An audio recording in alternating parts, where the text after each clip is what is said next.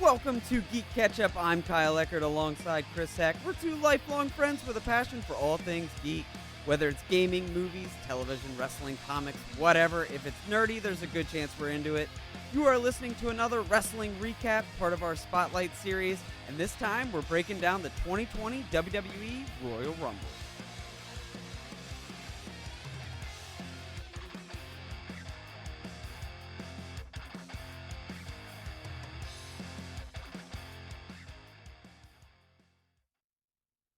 So instead of jumping directly into the matches, we thought we would take a few minutes here and share some factoids about WWE Royal Rumbles. The history of the Rumble dates back to 1988, which makes the 2020 event the 33rd occurrence for the men, and the third occurrence for women as they started Women's Royal Rumbles in 2018. Kyle, since 1988 for the men, there have been 1,070 competitors, 1,034 of which have been eliminated. And speaking of eliminations, the monster among men, Braun Strowman, holds the record for most in a single Royal Rumble with 13. A lot of people getting those hands that night. Absolutely. Couple other interesting ones here, just kind of more on the random side, but the Big Red Machine, Kane, holds the record for most times competing in a Rumble with 17, and Kofi Kingston now is second with 13 appearances. That's pretty cool. Kane at 17 is just remarkable. He's been around forever. Yeah, and he had a strong career there where, you know, Undertaker and some of those guys were bouncing in and out, maybe some injuries, and Kane was just solid, just consistent, just always there from pretty much the time he showed up to the 2010s, 2015s. Yeah, oh yeah. And I wonder if those 17, I'm sure they all are him as Kane. That's not even including his time as Fake Diesel, if Fake Diesel was ever in a Royal Rumble, or the dentist. You know, if he ever got to enter a Rumble as one of those guys, if so, he could be a 20-plus time competitor. It's true. It's true. We might have to look that up and see if Fake Diesel ever made it into a Rumble. I'm probably going to guess no, but it's possible. Shifting gears here, we're going to look at some of the records for length of time spent in a Rumble match. Rey Mysterio actually holds the distinguishment for being the longest lasting winner in a single Rumble. So essentially, he spent the most time in from when he showed up to actually winning the Royal Rumble at the end, and it was 62 minutes and 12 seconds. That's Iron Man status right there. You're in good shape. Good shape. Especially for the little guy. As far as time spent in a single match, Daniel Bryan actually holds the record for longest men's time in a single match with 1 hour and 16 minutes. Natalya holds the record for longest women's time in a single match, which is 56 minutes and 1 second. And, of course, you can't talk about times in a Rumble without throwing in the old Santina Morello shortest time in a single match at the classic 1 second. I wasn't ready. He's never ready. He's never ready. That clip gets me every time. That guy has made a full career or at least some level of fame just out of being ridiculously terrible at Royal Rumbles. It's true.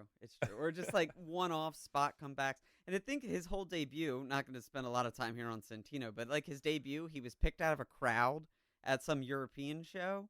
And then he went on to... He won the IC belt. Yeah, won the IC belt. Yeah, he won the IC belt. He came out of the crowd and won the IC belt. Yeah. Yeah, but then what a strange person we remember all these years ago. He's like the Repo Man.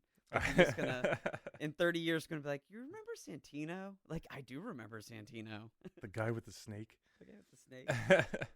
And then finally here, before we jump over to the matches, I've got some stats around the winners. So Stone Cold Steve Austin has the most wins of all time in a Rumble with 3. There's actually only been 3 wrestlers who have entered the Rumble at number 1 and then gone on to win, and that was Stone Cold, Shawn Michaels, and Chris Benoit. Only 7 wrestlers have ever won multiple Rumbles, so if you think about, over 1,000 people have entered and only 7 have won more than once. And then finally here, Brock Lesnar actually won the Royal Rumble in his rookie year, 2003. And with last night's event, he was actually the first ever current champion to enter the Rumble at number 1. At number 1, I know that he's not the first ever current champion to enter the Rumble. Roman Reigns did it 2 years ago, I believe. So yeah, something like that. Yep. But the first one to enter at number 1 is pretty cool. Yeah, I like what they did there, and I thought I'd throw that in here just because it was albeit a new piece of history. It was a new factoid for the history of the Royal Rumbles. So, just thought we'd start with some fun there. Let's jump into what we had going on with the pre-show. Of course, with WWE events these days, especially the big 4 events, we get very long and involved pre-shows. This one was 2 hours and featured a couple different matches here. I have to stop and give a quick shout out. I really, really like the stage design for this event. I thought that the setup over the ring was great. The old school style minimalist stage or ramp, they came out of the crowd. Yeah. It's a very Royal Rumble look, but I always appreciate when they pull that out. I do like it.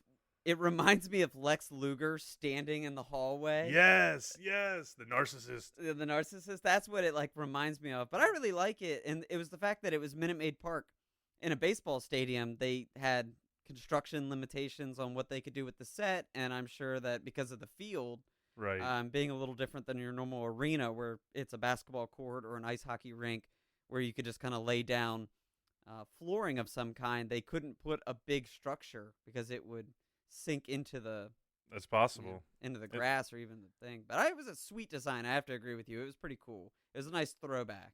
Exactly. That was my first thought. It'd been a while since I had seen that. I don't think they do it every year, but it worked here. And then honestly, I couldn't help but talk Royal Rumble without throwing this in there. And I know it wasn't at the annual Royal Rumble. This happened at the greatest Royal Rumble. But man, anytime a Rumble comes up, we have to remember Titus O'Neil's epic fail. You think about a 6'5", 260-pound man just sprinting down, 50 meters of steel ramp and then just tripping at the end about 10 feet from the ring and literally sliding and disappearing completely under the ring. 6'5" man under a 20-foot ring came out of it. Yeah, not dead, unharmed, completely unharmed. Yeah, got up and got in the match. He got up and got in the match. It's pretty amazing. It really was. It was unbelievably funny. If you didn't see it, it's worth going and YouTubing. It'll be easy to find. But I really it's so funny that even WWE won't produce a Royal Rumble vignette or anything without that moment being very much included. So that's true. Anytime we can laugh. A kendo stick didn't poke him in the eye. Anything, man. There's tables under there. You have no idea. There's leprechauns under there. Right, there's sledgehammers. Hornswoggle's hanging out. Dude, Hornswoggle is definitely hanging out underneath the ring. The Fiend lives under there sometimes. Dude, it is amazing that Titus O'Neil is still walking the earth after that event. But anyway, so let's get a little bit more serious here and move into the first match of the night on the pre-show. It was Shorty G versus Sheamus. And Kyle, I have to be honest, I did not get to catch anything but the end of this match. I know they had some big build with a pretty intense brawl on one of the shows earlier in the week. But essentially, Sheamus won with a bro kick and a clean pin, and that's about all I can say. Yeah, there's not much. I mean, it was a solid match. It wasn't anything special. You would hope that with a pay-per-view, somebody would try to go a little bigger and try to do something a little bigger, a little better. But it honestly felt like a run-of-the-mill Raw or SmackDown match. Sheamus is coming back off an injury, so good that he's going to get the win. I'm not upset that Shorty G lost. I like Chad Gable a lot, but right. The Sheamus win makes sense, and as long as it doesn't result in some 50-50 booking from here on out, I'm 100% okay with Sheamus winning. I think he's a credible threat if you build him right, so I'm okay with it. Yeah, they've already dragged it out a good bit over these last few weeks, so I was kind of hoping maybe this would be the end of their feud, and then Sheamus and them would move on, but some of those guys lower on the card, I feel like they've kind of had these continually feuds just because they don't really have anywhere else for them to go, and so they're giving them some time. They seem to work well together, but it just really wasn't a super interesting match across the board. No, it was quick. I think it was get Sheamus back, get him a win, get him moving up the card. I will shout out to Shorty G. Hit one of the cleanest moonsaults I've ever seen in that match. Like, it was perfect. From the shot that they took on the broadcast, it looked so clean. He was just full, like, dove, sprawled, arms out, legs out on the long, slow rotation, and then he landed it nicely. And it's like, man, you don't see clean moonsaults all the time, but it was a good one. Yeah, that might be worth going back in YouTube, and I might have to go check that one out. Let's jump over here to what I thought was really the better of the two matches. I did catch this whole one leading into the event, but it was Humberto Carrillo versus Andrade for the U.S. Championship. And I have to say, you know, we saw Andrade back when he was still wearing the mask in NXT when they first came to North Carolina. And I was really impressed with him then when I had no idea who he was. And Andrade has continued to just do well. I know some of the booking wasn't perfect, but he's really settled into this character. He's believable. He's got a lot of swagger. And I've just been really impressed with him moving forward. I hope that he continues to climb that ladder. I think he's going to have a good U.S. title run here. But what did you think about this match? No, these two definitely work well together. I think that's pretty clear. And I like Andrade. I like Humberto as well. They're two young guys. Humberto, another guy just coming back off of injury. Andrade just got the belt, so looking at him to move up the card fast and furious. For sure. I mean, Carrillo, I have to be completely honest. He's really impressed me every time I've seen him in ring. Mm-hmm.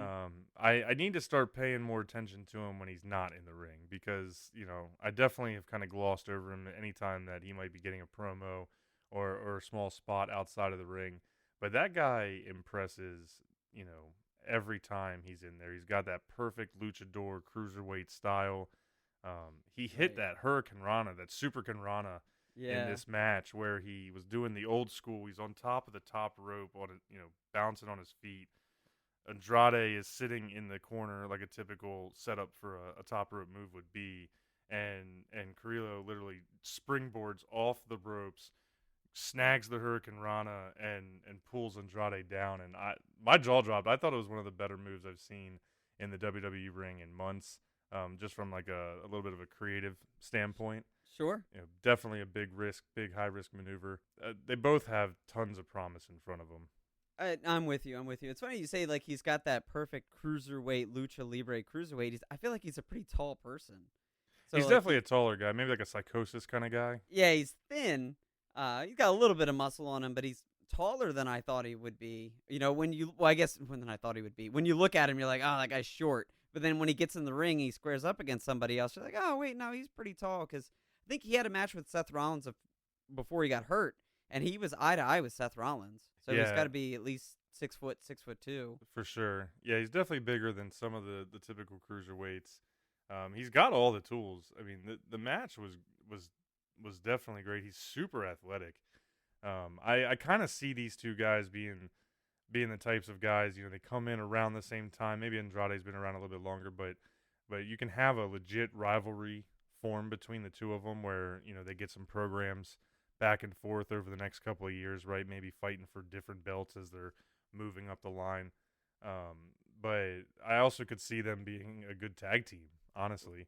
Yeah, I was just thinking that they're the type of guys that they come in at the same time. They have very similar styles, so of course they could go back and forth and feud all day, but that also lends well to, hey, you know, down the line when neither one of you are doing anything, let's throw you in a tag team together and do something. That chemistry could still be there. For sure. And while we're talking Andrade, I got to give a shout out to Selena Vega. It didn't come till later when she showed up in the Women's Royal Rumble, but she was rocking some pretty awesome Mortal Kombat inspired gear.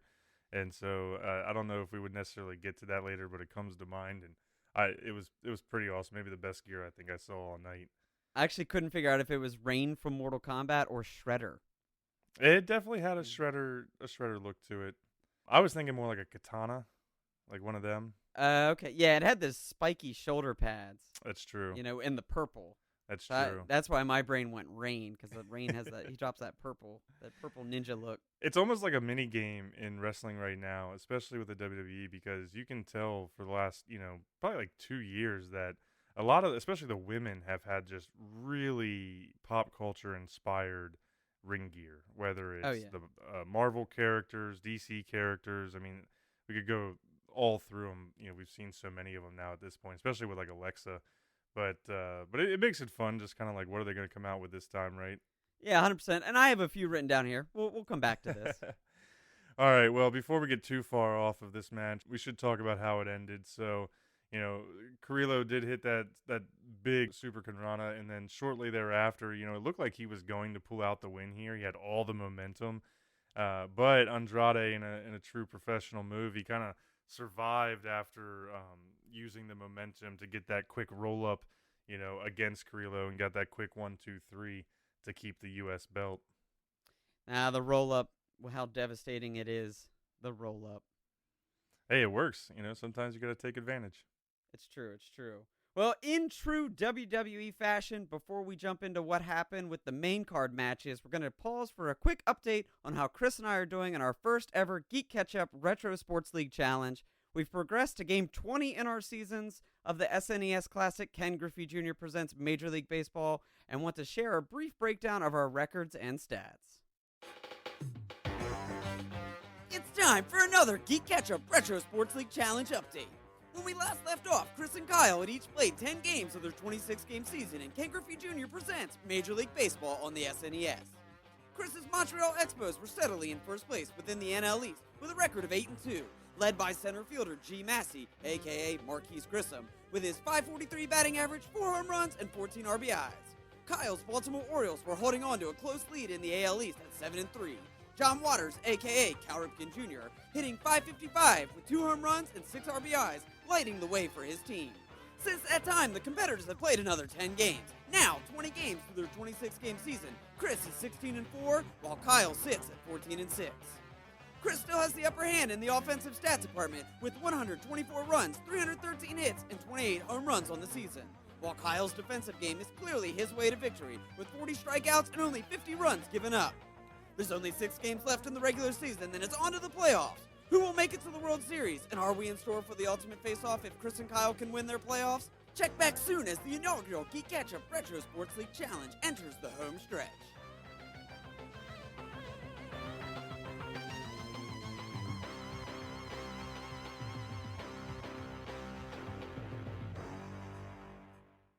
All right, welcome back. It is now time for us to jump into the main card matches. There was definitely a lot going on, especially now that they do 2 Royal Rumble matches, since they tend to be, on the longer side.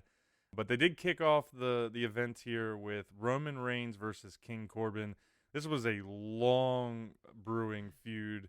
This was a match that Roman Reigns had definitely been waiting for a long time. It was a Falls Count Anywhere match, and they absolutely used all of Minute Maid Park while they were there. I have to say, I really like how Corbin has leaned into the King of the Ring gimmick, kind of given it new life. This rivalry between him and Roman has really built, going back to when Ziggler and Corbin handcuffed Roman to the ring post, slopped him. First time we saw a slop in a while, but they hit him with the dog food, really embarrassed him. And, it's gone back and forth since then, but I thought this match started a little slow for a Falls Count Anywhere, given the build, but it really picked up.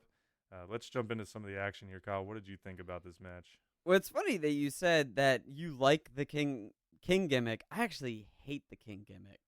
Well, let me qualify. The King of the Ring gimmick has been kind of controversial here and there. Certain people have done well with it, and certain people have not, and it really fell off after, Wade Barrett had it a couple years ago. They got rid of it. And so I just think that, coming back, I think he's just leaned into it enough to give it that life and not make it so corny. I think heels do better as King of the Rings in general, but because they can just be more pompous and everything like he is. Yeah. But I don't know. I kind of give some respect to him. He's been so flexible since he's joined the main roster, GM of Raw and all this stuff. Yeah, shaved his head. Yeah, and I just thought that I really, I think he deserves a lot of credit is really what I'm saying for how he's kind of brought that back and made it a thing again. That's fair enough. He's made it work for him. He's leaned into the Game of Thrones aesthetic. Yeah. Definitely with the graphics at the end of the beginning of the match with the banners that hang down. Oh, yeah. Sorry, I was like, I'm blanking on the word. The banners that hang down with his sigil on them. But you're right. This is Roman and Corbin have been feuding what feels like forever. So hopefully, in my eyes, I actually enjoyed this match more than I enjoy most Roman matches. And I think I would agree. Because it was the last man standing and they were all over the park and a little in the middle of the chaos, like just insanity with going up into the crowd and then going through some tables and through the Russian announcers tables. There was lots of tables destroyed. Back through in the crowd. And then, of course, it ends up on the dugout, which is pretty cool. So I enjoyed it way more than my other Roman matches. But at the same time, I hope that this is the end of the feud. I agree, just because of the longevity there. There's no titles on the line. It is pretty much just a straight feud.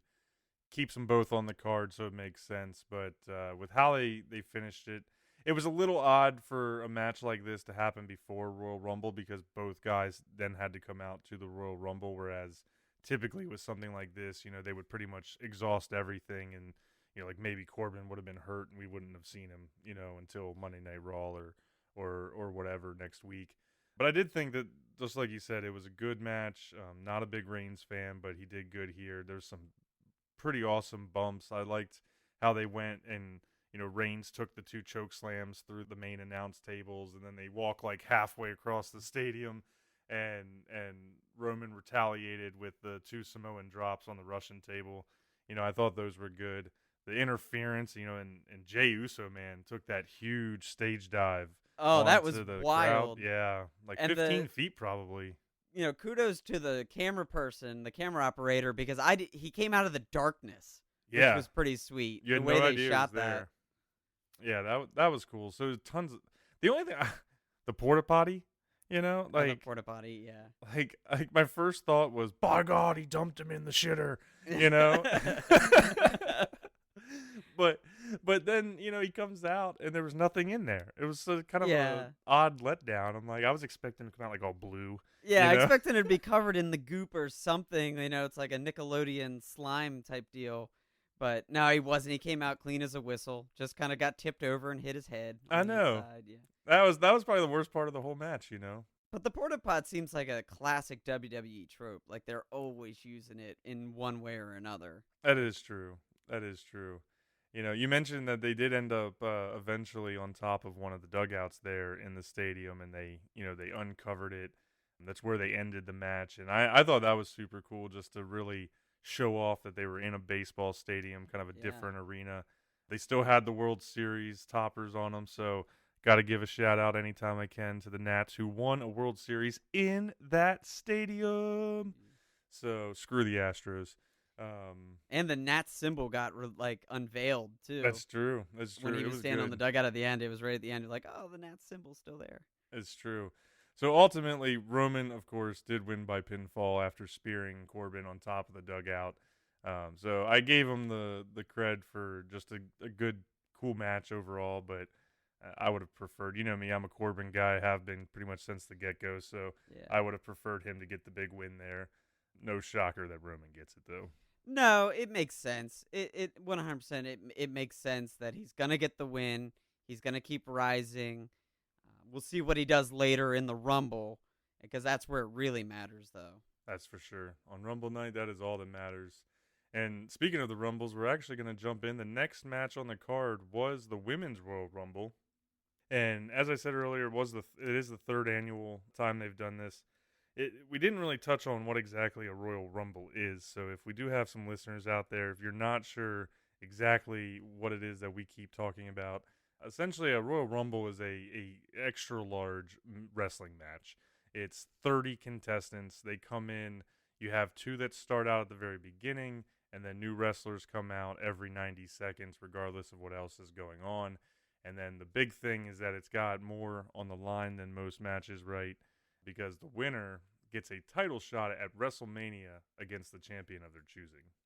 Right, and as you come into the match, you have to stay. We don't have to stay confined to the ring, but the way you get eliminated from the match is an opponent throws you over the top rope, and then either your feet or a hip or butt touch the ground, the mat outside the ring. Yeah, that is the key, is you have to go over the top rope. And that does get exploited. Sometimes they get a little creative. People, you think they're eliminated, but they didn't quite go over the top rope. So that is really the key here. So we had a ton on the line, and the women's Royal Rumble, I'll just start out by saying it did not disappoint at all. I thought it was great beginning to end. We're not going to take you through all 30 people that came out, but we do have some pretty good highlights here, and we're going to kind of walk through the match as it started and then ran through to the conclusion. So we did have one of our favorites, Alexa Bliss, opening up at number 1. I was a little bummed to see her there because I know that's a tough spot as far as getting a win, but Bianca Belair came out second and got that call up from NXT and really had a great showing.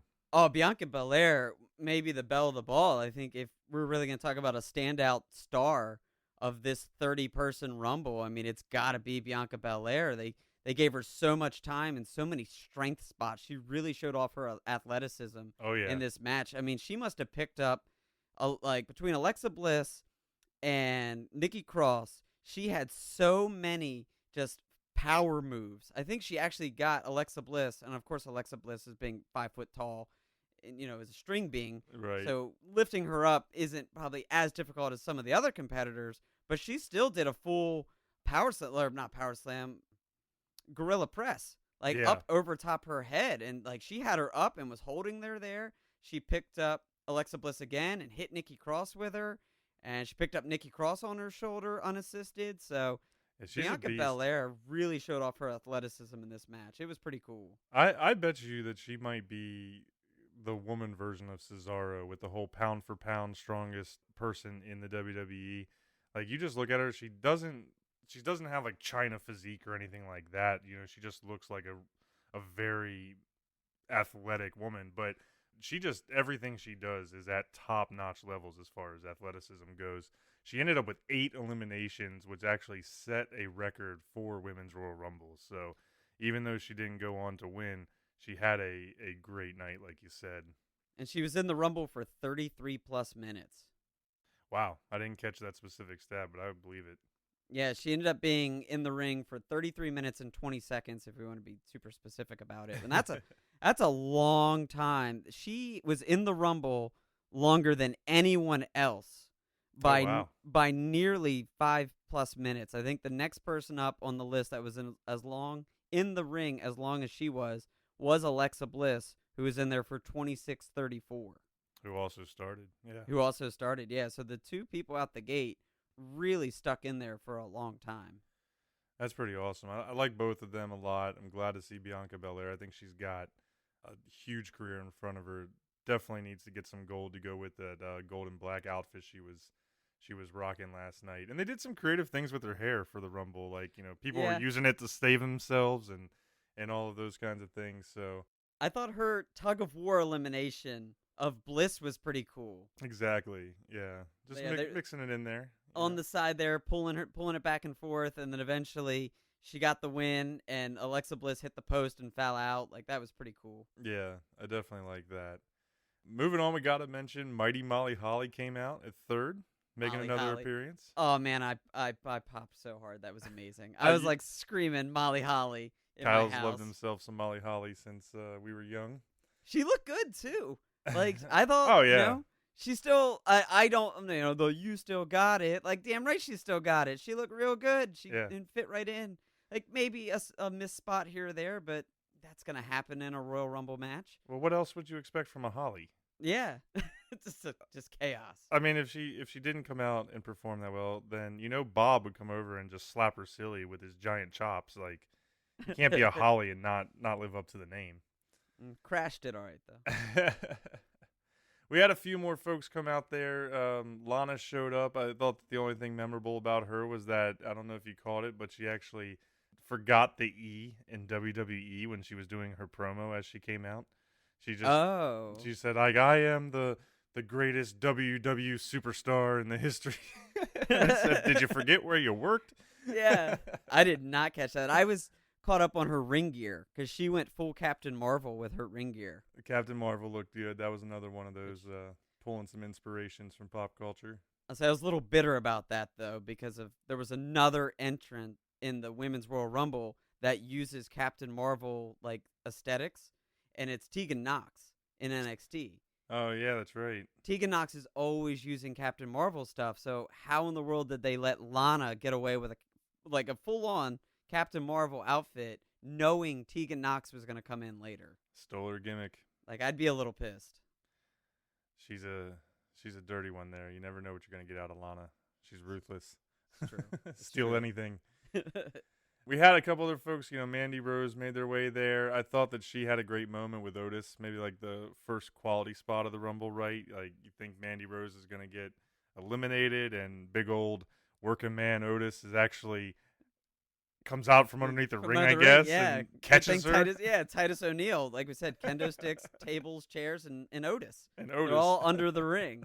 I thought that was cool. I loved it. I loved it. It was so funny. It made me smile. I got to admit, the Otis-Mandy love storyline is like 10 times better than Lana Lashley to me. Oh, 100%. Yeah, because it actually has like good comedy to it, Yeah.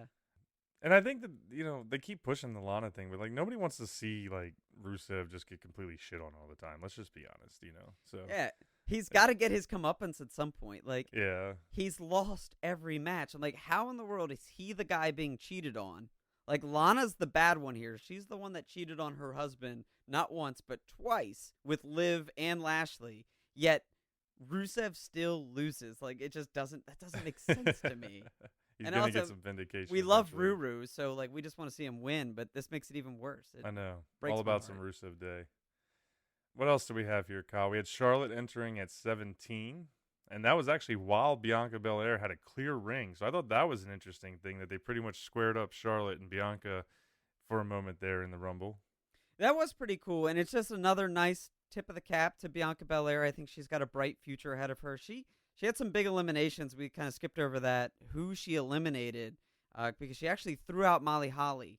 And I like to think that in the Rumble, there's these subtle storylines. And when they have a young upstart throwing out a legend, I feel like that's a tip of the cap to who you are and what you might do.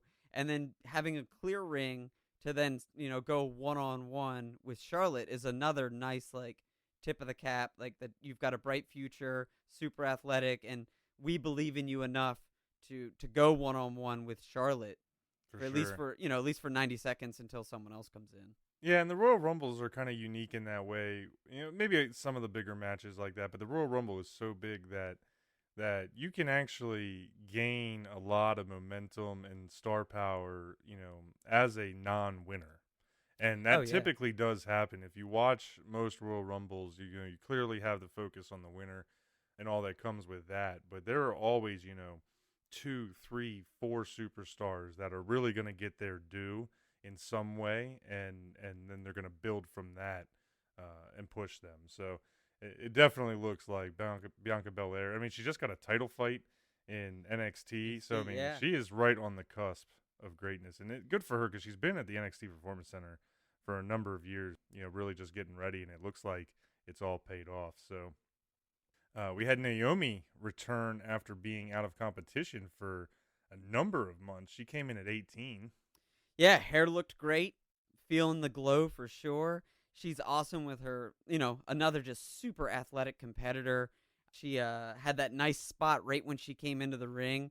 Her and Charlotte squared off and did the classic Jericho, Dean Malenko, or any sort of lucha libre cruiserweight type stuff where they go through a series of grapples and hip tosses and then end with the double drop kick. Yep. I like that. They gave the nod right back to Naomi. Like, if anybody had forgot who Naomi was, she came back. They immediately squared her up with Charlotte. That was a good way to go. We talked a little bit about some veterans here. The next two that I listed here that came out was we had Beth Phoenix putting the announce table on hold to enter the Rumble at 19, and Kelly with another non-impactful appearance at 21. Yeah. Kelly. Wow. And why? There's so many more. Like, literally when Kelly came out, my first thought was there's so many young, talented wrestlers on the NXT roster, Agreed. on the SmackDown roster, on the Raw roster that I would have much rather seen than Agreed. Kelly. Like, what are we doing here? What are we doing? But Beth Phoenix, like, just a trooper. She took a hell of a shot. I know. There was so much blood. And it was rough, but she battled through and, went the distance for a long time, too. Yeah, she was in the match almost to the end. I think she finished third.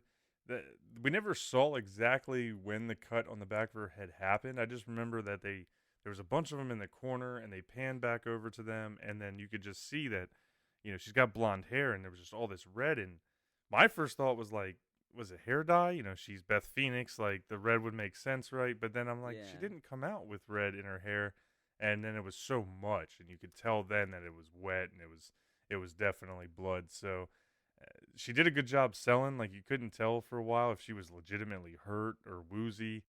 Yeah. But she definitely kicked ass, did a whole bunch of glam slams, to folks, and finished third, like I said. So great showing by the veteran.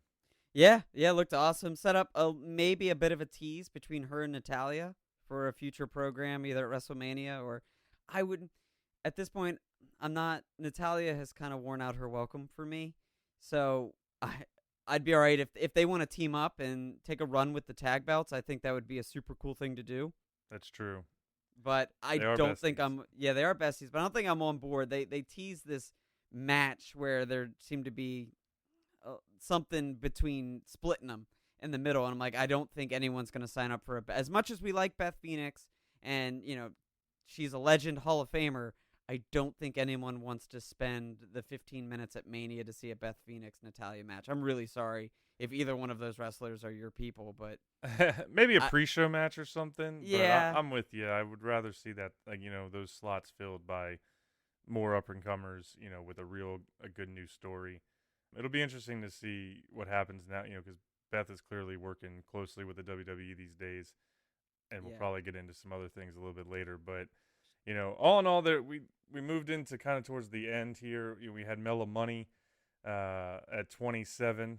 Carmella showed up, and then right behind that, we had a little bit more of a weird situation where Santina Morello came out at 29. And eliminated herself with the Cobra. Yeah. It wasn't quite 1 second short, but it was short. So, what did you think about Santina? This is right on par with the Kelly. Like, what are we doing? What are we doing? There's so many talented people on this roster, and you're gonna send someone out there. You're gonna send Santino out there to be Santina, and I guess like the announcers were kind of selling it that he entered the original Women's Royal Rumble, right? Or he won the Divas, Miss Universe, whatever. That's pageant. what it was, yeah. And so from way back, and it was a continuation of that story between him, Beth Phoenix, and Natalya. I didn't need any of it. I don't think any of us needed any of it. No one needs Santina out there doing that. Like when there's a million other talented people on the fucking roster. It's true, and at 29.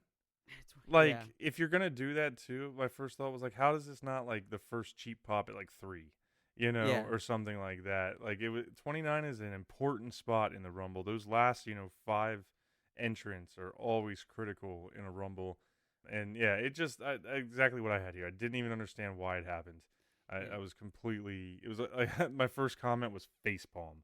Like, what are you doing, WWE? And I get why we didn't see. I was a little peeved that we didn't see Sasha Banks, but then come to find out she got hurt. Like she wasn't medically cleared. So at first I was all bitter about that, but still, like Lacey. I guess Lacey and Asuka and had matches later, so you're not really gonna put them in the Rumble. But I still feel like there's plenty of people from the Mae Young Classic that you could have had come out there. There was other legends that we would have much rather seen. Lita, Trish Stratus, like Michelle McCool, any of those other than this Santina bit. I completely agree. I won't get wound up on it. We can move on to the finish because that is the important part. Absolutely. Well, right after the epic fail that was Santina, we had Shayna Baszler, the Queen of Spades, showing up at number 30.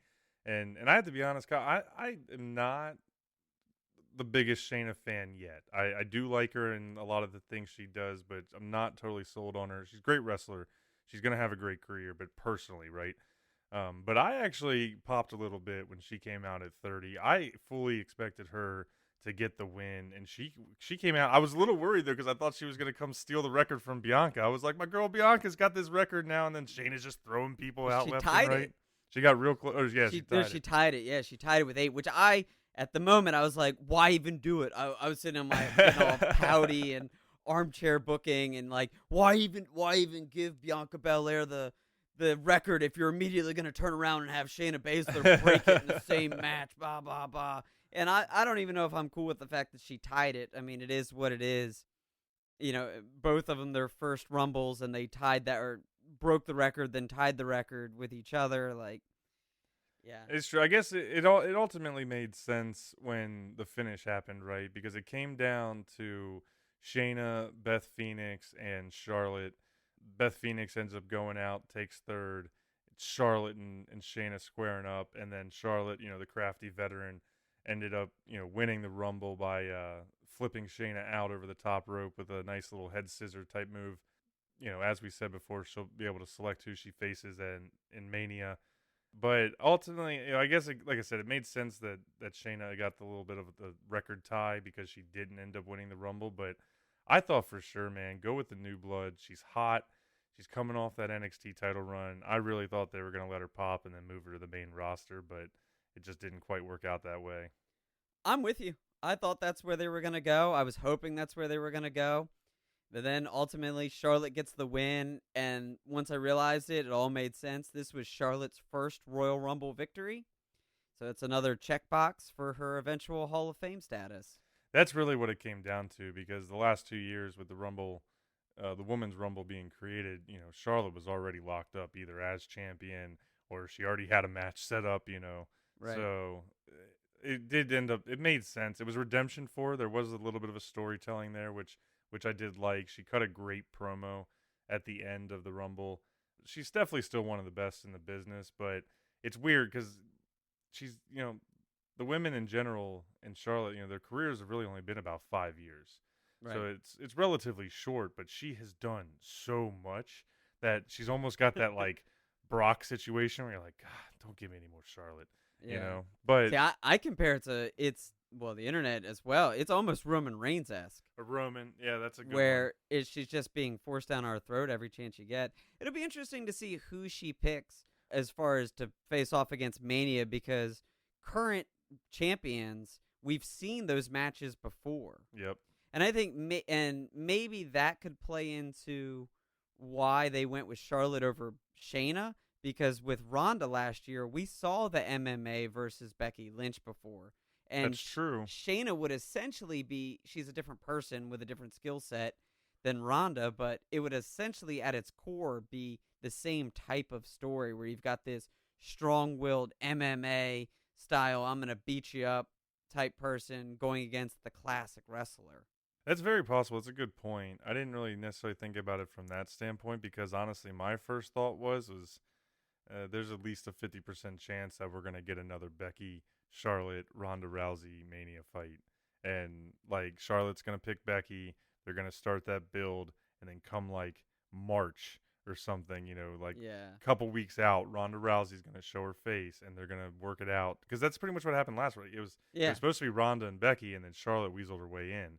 And so I'm thinking that we're going to see almost the same thing, just turned around a little bit. With Ronda. Yeah. You mentioned her promo right there at the end. It was interesting that she went full heel in that promo. Yep. She went, so now she's put herself in an interesting situation depending on who she challenges, because is it going to end up being heel or heel face? It's definitely going to be her and Becky. There's no way if she fights Bayley, it's a cop-out, in my opinion. Like, no offense to Bayley. I love Bayley, but I just don't think Charlotte versus Bayley is what they're looking for with the Rumble winner.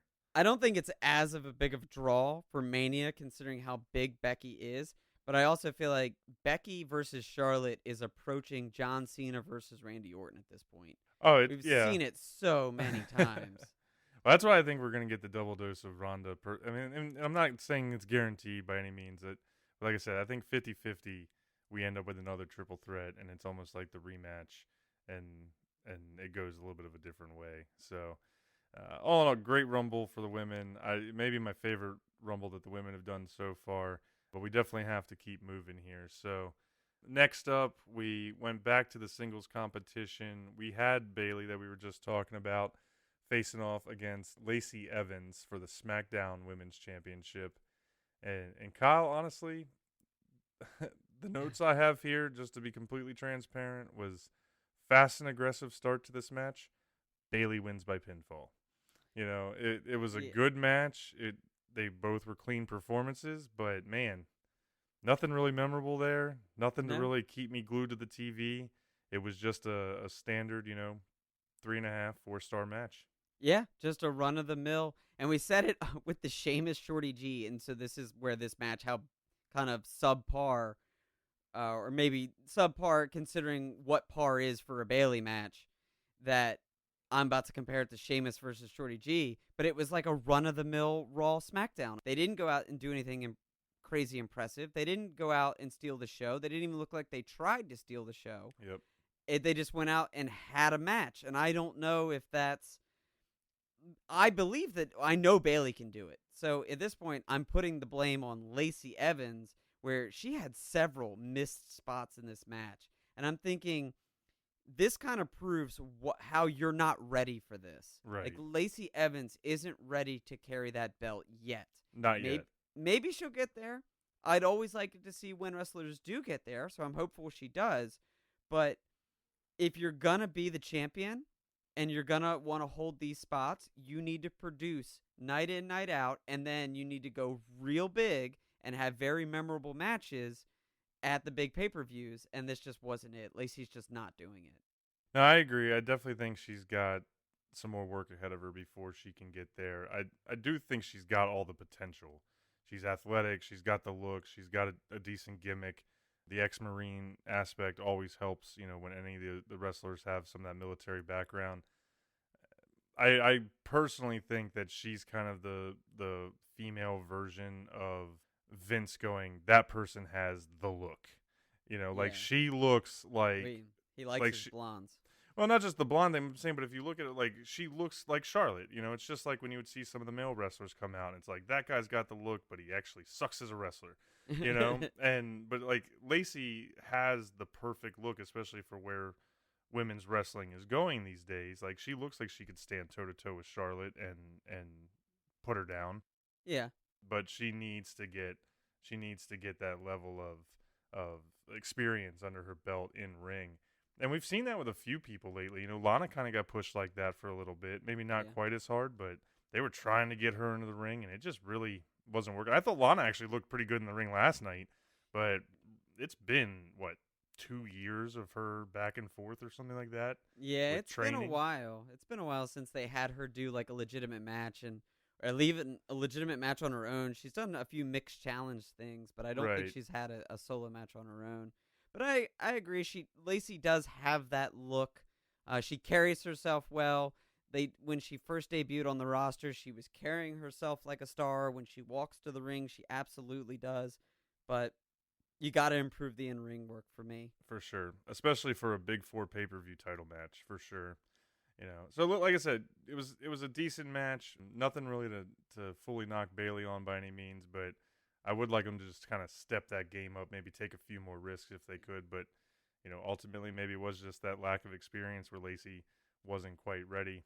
Could be. And to touch on Bayley real quick, it may feel awkward, but I think Bayley's heel work is top-notch. Oh, she's doing a great transition. Yeah. It's awkward. It feels awkward, and it's still maybe not 100% believable. But as far as the little things and the small psychology of, like, being a heel, I think she's doing all of it really well. So if this heel run doesn't work, it's not for lack of effort. I agree. It definitely started off a little bad. Like, it was really weird at first, like almost like where you just didn't want to see it. But she is just like Corbin. Like, I think she's leaned into it. She's taking it on, and she's developing a persona where I think she could be a heel or face at any time, moving forward. So next up here, we got a couple of matches left before we got into the big ticket men's rumble. We had the Universal Championship on the line in a strap match between Daniel Bryan and the Fiend. So if you're out there and you're not familiar with what a strap match is, that is where both competitors are literally joined together. Each of them has a 13-foot leather strap. So think like a soft brown belt, probably something maybe your dad hit you with. But, each end is on one row. Let's hope your dad didn't hit you. But, each one of them's tied to your wrist, and you are connected all through this match. And I would not have wanted to be Daniel Bryan, to be honest, in this match. It was brutal watching him take these shots. Welts. The welts on his back were disgusting. Literally being Vicious. Flogged with this whip by, Bray Wyatt, the Fiend, who's a very large man with a lot of power. And instantly, right, Daniel Bryan's back was completely swollen. It was just lit up. It was awful. And I thought on a couple of the return strikes, it looked like Daniel Bryan was hitting the Fiend across the face. And I know that he's got a mask on, but that still has to suck. Oh, yeah. I mean, anything. I kind of just described it like, with your dad hitting you with the belt just to give the picture. But, like, literally, that's what was going on in these strap matches. They wrestle and they do tons of moves and big spots like you would normally expect. But a big part of it is using that strap as a weapon. Yeah. And along that, I'm not going to lie, at one point, a couple minutes in, I had this weird, like, psychological moment where I wasn't sure if it was, like, some sort of sick masochism or, like, just tragic irony. But literally, in this match, we were watching a devout vegan getting whipped with leather. So, like, I don't know if you thought about it from that angle, but, like, at one moment, it just, like, dawned on me, and I was like, this might be crossing a line. I don't know. I was not thinking of that. I was not thinking of that at all, but that's a nice little subtle touch to the story. I don't know. It just kind of wigged me out a champion. little bit. Yeah. He's a very open vegan. He's very much about animals' rights and the planet. And then, I'm sitting there watching this happen, and I'm like, man, maybe the strap's actually made of hemp. I don't know, but maybe he agreed. He wouldn't agree to do this match unless it was made of hemp. But all in all, it was an amazing match from start to finish. When the Fiend comes out, it just sets the tone with those amazing intros. The blood red lasers and the Firefly cell phones all through the arena. You know that you're in for a match that's going to challenge you. Kind of psychologically, it challenges you when he's in the ring, and it challenges his opponents to do things that they typically don't do and kind of go to levels that maybe a normal babyface wouldn't do in a wrestling match. So the matches with the Fiend, I think, are getting better and better. And Daniel Bryan has proven, he can have good matches with anybody. But I really liked this match. I thought they had good back and forth, good storytelling. Cracked me up when Daniel Bryan kicked the Fiend in the balls like 5 times. That's true. I agree with all of that. I mean, they pulled it off. I thought it was kind of wild. They said it had been 10 plus years since we saw a strap match in the WWE. I don't think I caught that one on the... Yeah, it had been over a decade since they'd done a strap match. And you think of it just because of the logistics of them both being tied together and this 13-foot strap, it puts a limitation on what you can do in the match. But I didn't catch any of that in the back and forth last night. I mean, they were doing in the ring, out of the ring, off the top rope spots. There were moments where, I guess there was a few moments where they go in one rope and then they realize that they can't go over the next rope because it'll loop the strap around. DB had one of those when he was going to a top rope and realized he was about to really mess up if he didn't. Yeah, there's just not enough slack on this strap to get me there. But despite that one or two hiccups, it was a pretty seamless match. Which credit to both performers for being able to do that and to make this clean match without any hiccups while being strapped together. Is pretty cool. I often wonder, especially in today's wrestling where it is, often a lot more choreographed in these types of things than what would happen in the back. Because a lot of times matches like these would be reserved for like two big old school hulking dudes that only had a limited move set anyways, and probably were just going to beat on each other anyways. So when you see some of these guys like a Daniel Bryan who does do some high flying and things like that, I always wonder how much they really have to get in and prepare, like, and practice with that limitation.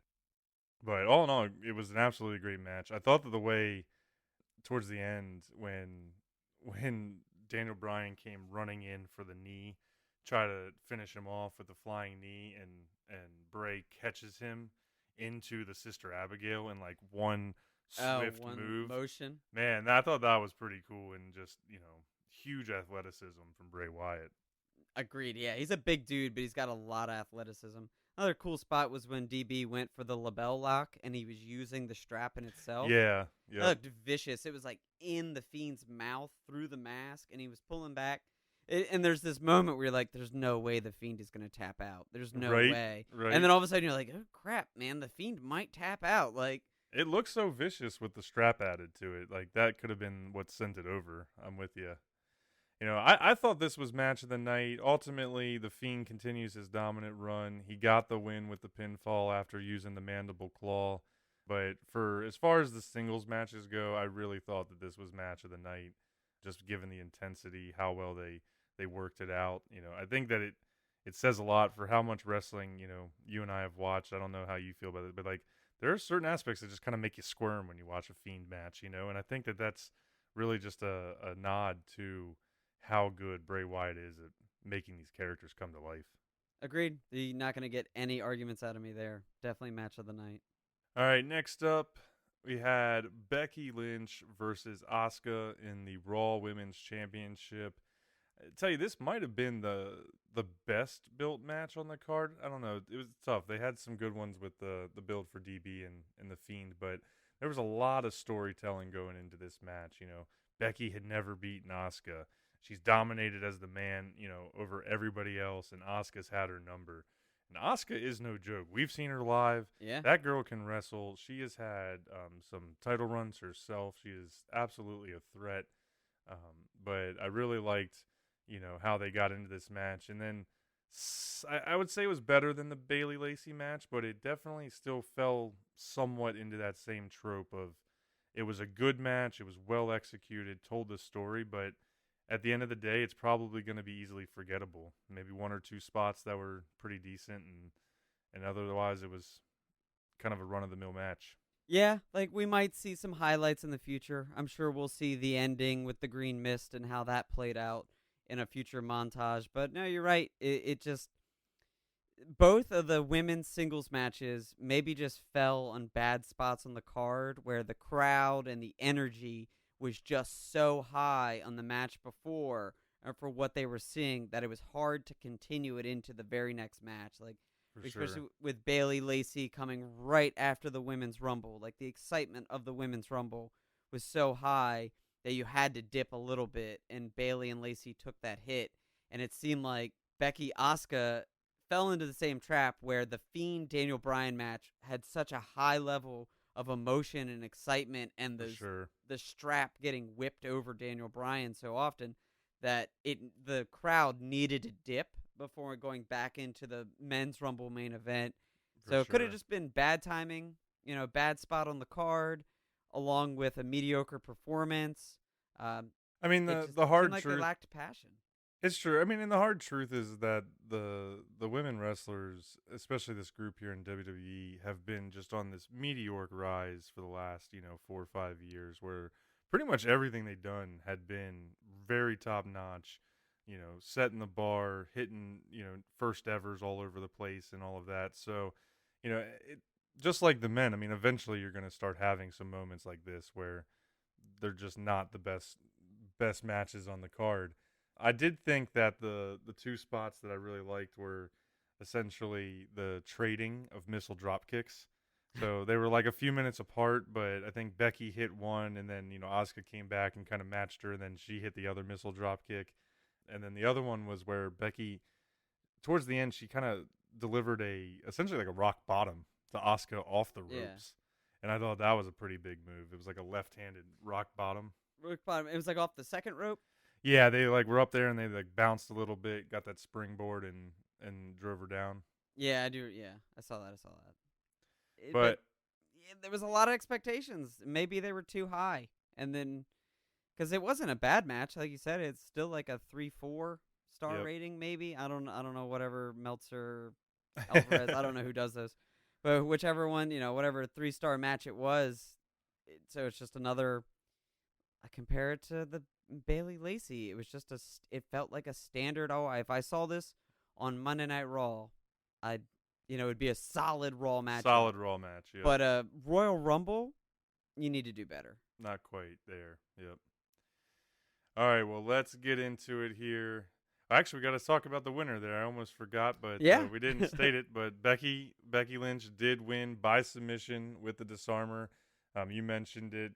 Asuka was going for the green mist attack, and Becky saw it coming, gave her the spin kick to the gut.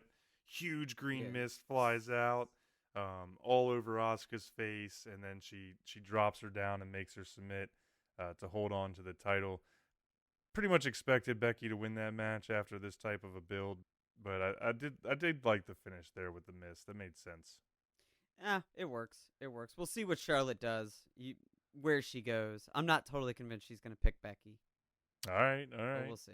We'll have to come back and see what ends up happening there. So, all right, well, with that does bring us to the main event, the final match of the night. The reason we're all here, it was the Men's Royal Rumble, and there was a lot going into this. Beforehand, we got Booker T as a special guest commentator. That was cool. They were in Houston. Yeah. Booker T's from Houston, so Hometown. I'm okay with this. I don't love Booker T on commentary, but he can be over the top sometimes, but there's usually at least one of them. He's fine here. But the big thing here, really, the story going into this match was the fact that, a week or two ago, Brock Lesnar had announced that as champion, he was going to come out and start the Rumble at number 1, pretty much laid down the gauntlet and made sure that anybody that was going to get that shot was going to come through him. And damn, did that happen. We saw, 7, 8, 9 guys come out right away, all immediately dominated and eliminated by Brock. Yeah. Elias was at number 2.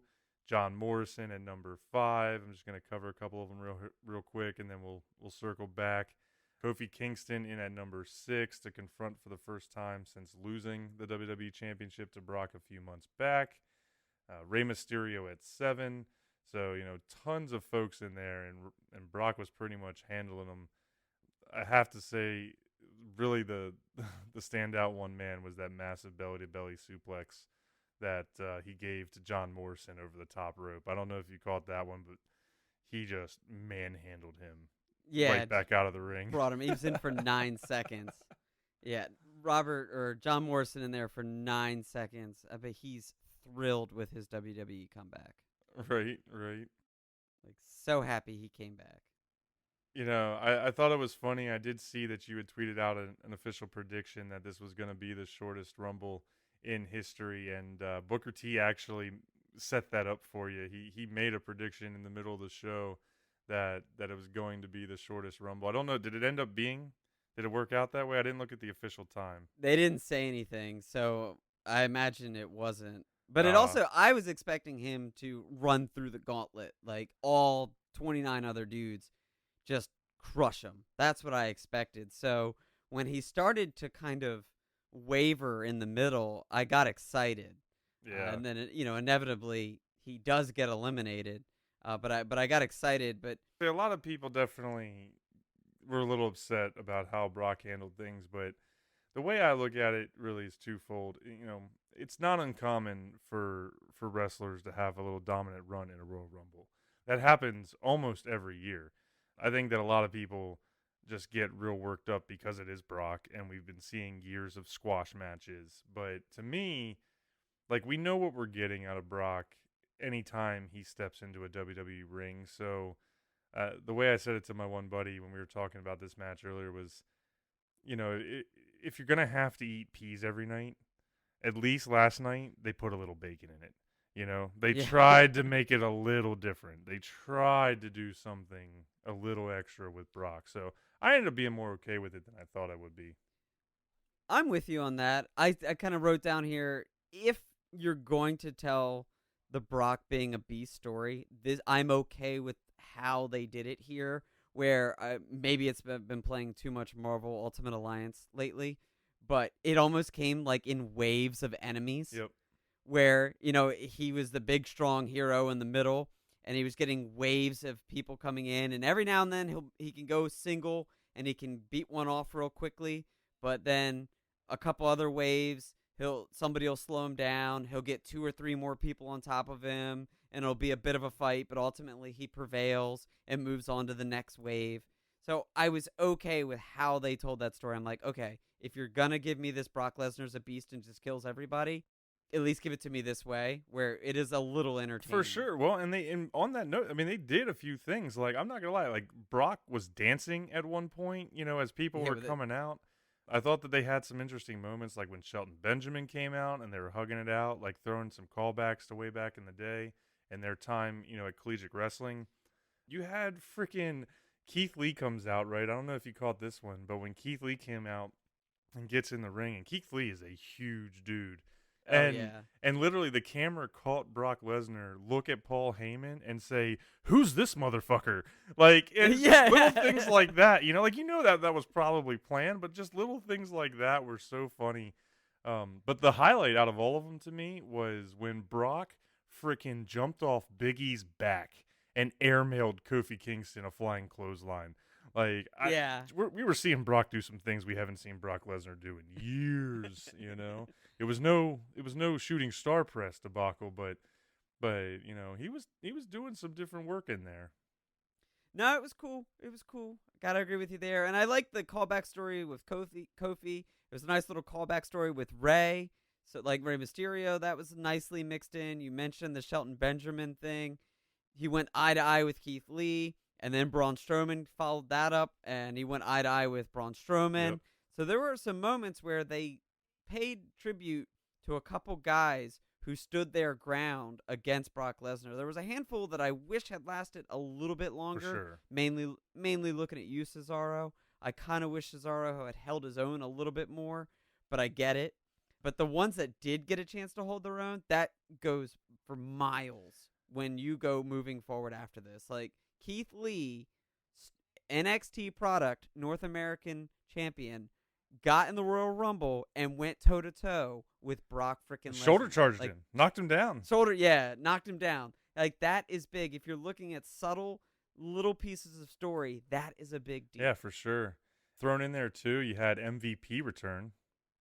And full Black Panther. Full Black. That was cool. That was like the first thing I noticed because I was never a big MVP fan, but I was like, respect Black Panther. And even got a vibranium comment out of Booker T. Yeah, no, that was good. I was not expecting to see MVP back, but the Rumbles always lend themselves to some of those good moments. You know, moving on, like you said, you mentioned Braun Strowman, so he came in at 14.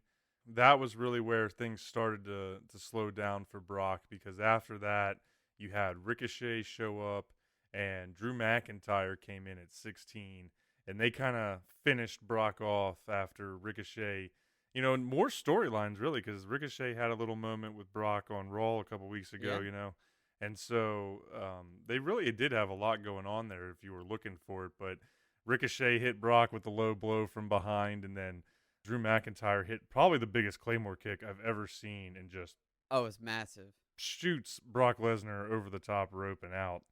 I really just laughed that he sat there and stared at him for like 5 minutes. Like, I'm not trusting you, you know. Like, I'm watching you. Yeah, like staring. Well, they kind of had that feel that Brock was going to do something shady, either get back in the ring and destroy everyone and just leave them laying, exactly, or do the I'm going to pull you out from the outside. Yeah. And so I thought it was kind of it, because that's usually what would happen, right? You know, and so it was kind of another moment of just a slight little different thing, right? Like, McIntyre was smart enough that he knew, you know, he just pissed off the beast, so you can't take your eyes off of him, you know? Yeah. So it was just you kicked the beehive. Yeah, you kicked the beehive there.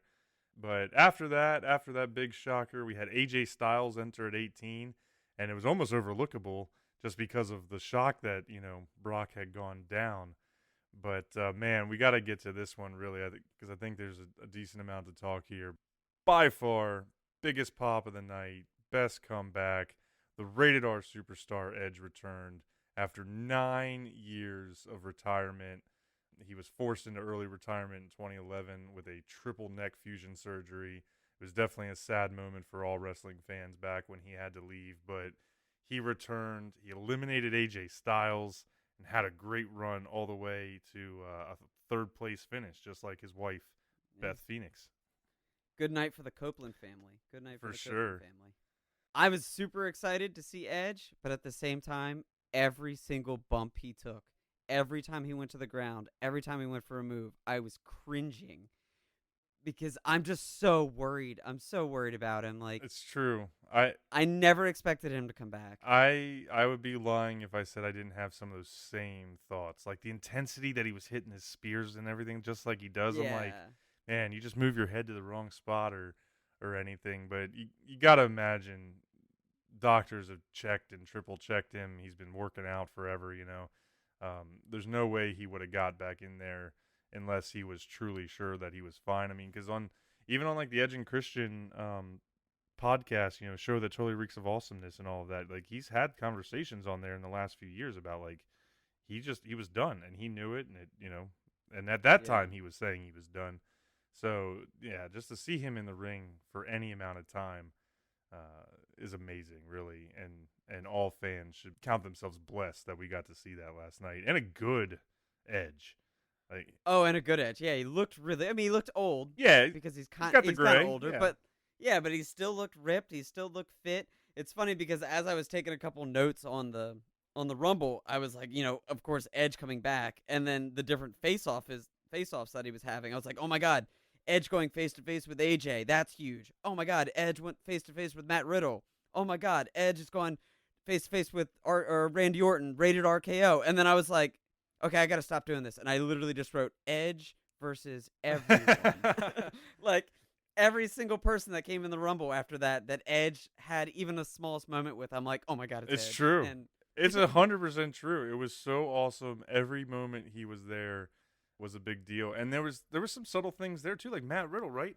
They didn't hit on it as much, but Matt Riddle has been talking a lot of smack about a lot of the older wrestlers. You know, there's been Twitter beefs between him and Goldberg and some of these other folks. So, like, I immediately kind of looked at it like, you know, here's one of those moments, right, to square them up. The rated RKO comeback was fantastic. They did a great job at having them work together. And then, of course, you know, you can never trust the Vipers, so they had a good little comedic moment. Yeah, that was nice. And then ultimately, you know, Edge ended up getting rid of him because he knew that he was going to turn his back on him. You know, that's what Randy Orton does. But they definitely played the Edge return perfect. I know he was supposed to be on Raw. I definitely have to go back and check that out and see exactly what happens. And really, I'm just interested to see, like, is he going to be around for a little while, like a run into Mania, or was it a one-time thing? They didn't. I heard it was a 3-year deal. Oh, it's that long? Yeah, I've heard rumors that it's a 3-year deal. I expect to, at minimum, see him at the next Saudi show. I'm okay with that if he's going to be around a little bit. A guy like that, he's not the typical veteran coming back. Edge had his career pretty much taken from him when he was on top. He was one of the best wrestlers in the world.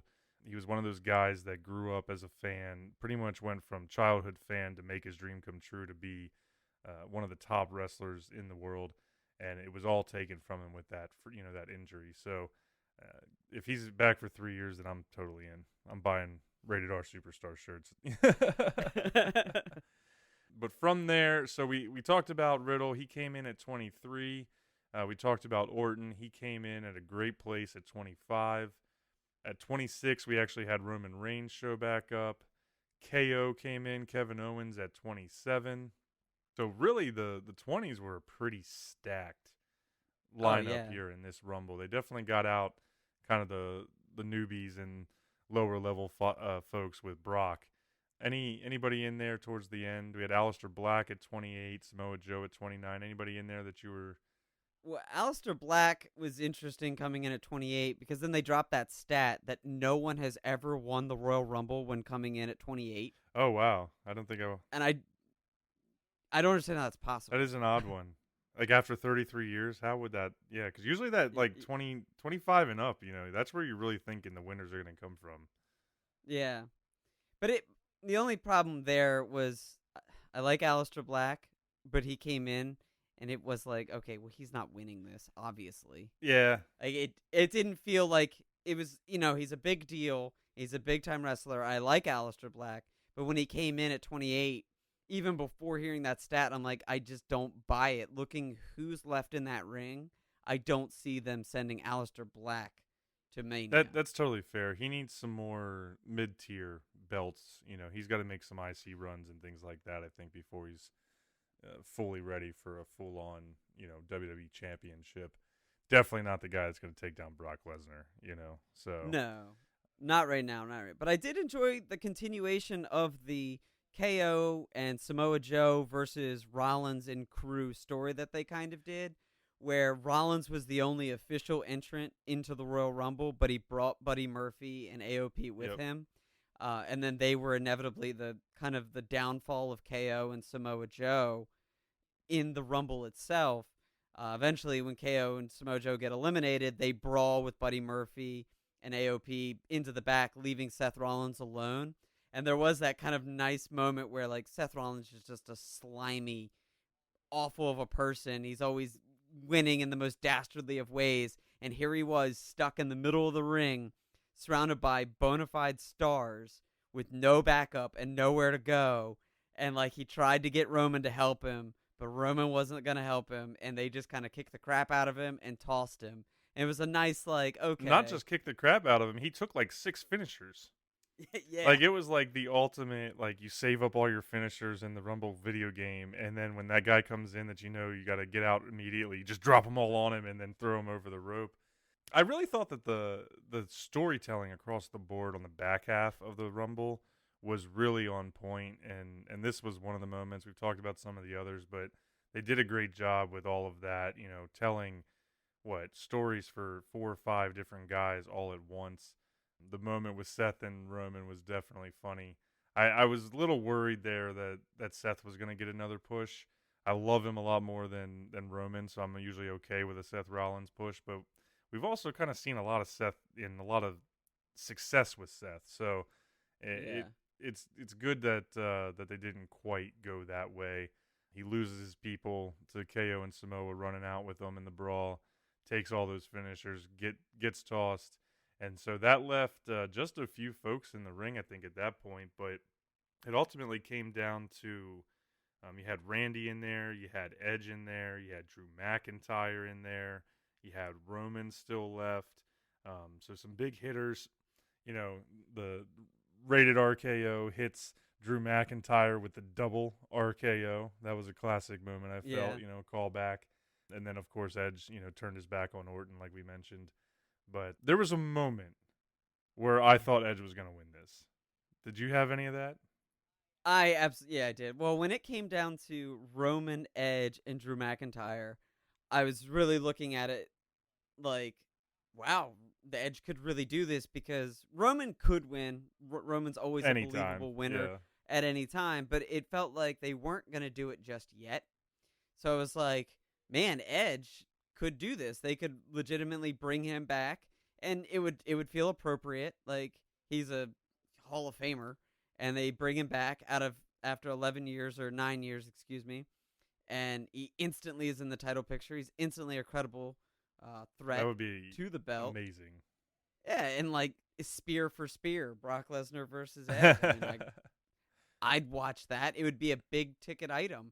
It'd be a big Mania match. Yeah, well, and they both have history going back because, Edge was wrestling when Brock first came up. There was some years of crossover, probably a match or two, at some point in there.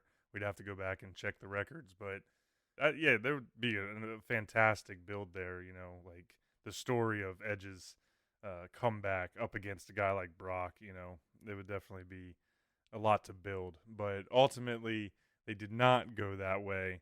We ended up seeing Edge get eliminated after some like kind of dramatic hanging on to the apron for dear life with Roman, but they ultimately threw Edge out. Drew McIntyre comes and hits Roman with a huge claymore, throws him over the top rope to win. I did not get any sort of predictions in on this, but I know I told my wife at one point I thought Drew was a big contender for this.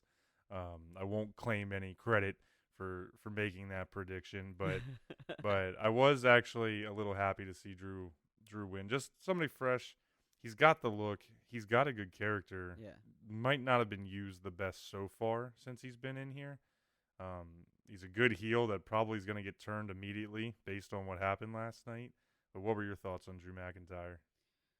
Oh, he's deserved it. He's a guy that was in WWE for a real long time, was never really given a fair shake for whatever reason, left, did the indie circuit, and is now back. He's self-made. When he left WWE and did the indie circuit, he really elevated himself and his career and his character, and then came back to WWE and deserves this. He's done so well since coming back.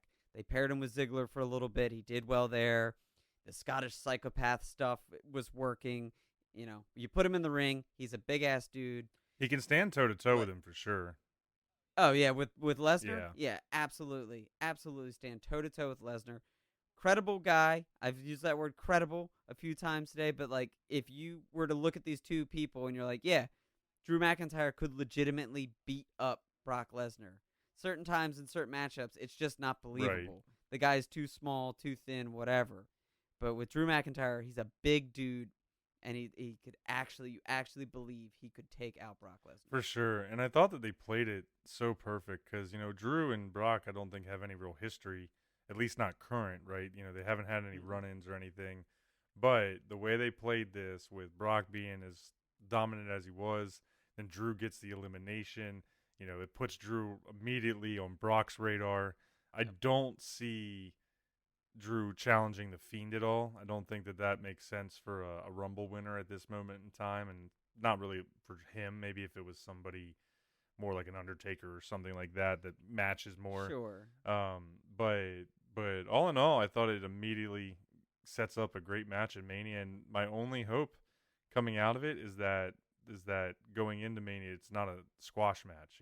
Let Lesnar and Drew really have a solid, 10, 15-minute match minimum with these two heavyweights going at it and see what happens. But I think the build could be really intense between now and April just because both those guys, man, there's going to be some brawls. There's going to be some hate, a lot going on. The two big boys throwing down there. Absolutely. Yep. And they set it up nicely with Drew being the one that took Lesnar out. He's the one that knocked him out of the Rumble, whether it was the low blow by Ricochet that put him in the position to then get the Claymore and be eliminated. None of that matters for Lesnar. All that matters is that Drew McIntyre kicked him out of the ring and then stared him down. And so it makes those moments right there in the middle of the Rumble, like you said, where you can't take your eyes off Brock Lesnar, knowing that he was going to eventually go on to win and does win. Then he's already set his sights on Brock Lesnar. Exactly. And already set his sights on that belt. Exactly. It was a good moment you could have easily overlooked, especially if it hadn't gone this way. But as soon as he won, you're like, man, they were telegraphing exactly what's going to happen midway through the match. We had 30 more minutes to go or whatever it was before we got to that finale. But it was good, and you could tell it meant a lot to Drew. His emotion in the ring as soon as it happened, he couldn't hold back the tears, his eyes were welling up. Saw the interview afterwards. He dedicated it to his wife and his family because of everything that they've gone through with him on the road the past couple years. Yep. And it was really cool to see. Like you said, they instantly face turned him, but it was such a great moment for him that it works. There may have been a few missteps here and there, but overall the 2020 Royal Rumble was a fantastic show with solid singles matchups throughout, an exciting women's Rumble, and an emotional men's. This pay-per-view got the WWE started off on the right path as they hit the road to WrestleMania. Thank you for listening to GeeK KetchUp. If you enjoyed today's chapter, please remember to subscribe to GeeK KetchUp on Apple Podcasts, Stitcher, Spotify, or wherever you listen to your podcasts. Check out GeeK KetchUp on Facebook and YouTube, and follow us on Twitter and Instagram @GeeK KetchUp Pod for updates on new episodes every 2 weeks. Stay saucy.